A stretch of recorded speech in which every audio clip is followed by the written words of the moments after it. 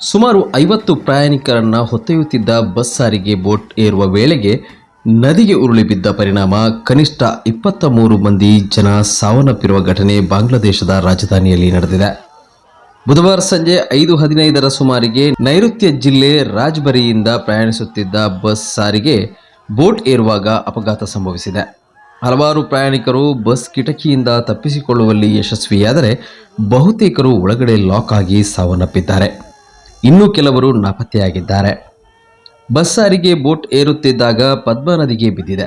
ಈವರೆಗೆ 23 ಮೃತದೇಹಗಳನ್ನು ಹೊರತೆಗೆಯಲಾಗಿದ್ದು, ನಾಪತ್ತೆಯಾದವರಿಗಾಗಿ ಹುಡುಕಾಟ ನಡೆದಿದೆ ಎಂದು ಅಧಿಕಾರಿಗಳು ತಿಳಿಸಿದ್ದಾರೆ. ಘಟನೆಯ ಬಳಿಕ ಸಾಲ್ವೇಜ್ ಬೋಟ್ನಲ್ಲಿದ್ದ ಕ್ರೇನ್ಗಳನ್ನು ಬಳಸಿಕೊಂಡು ಬಸ್ ಅನ್ನು ಹೊರತೆಗೆಯಲಾಯಿತು. ಇದಾದ ಬಳಿಕ ಬುಧವಾರ ರಾತ್ರಿಯಾದ ಕಾರಣ ಕಾರ್ಯಾಚರಣೆ ಸ್ಥಗಿತಗೊಳಿಸಲಾಗಿತ್ತು.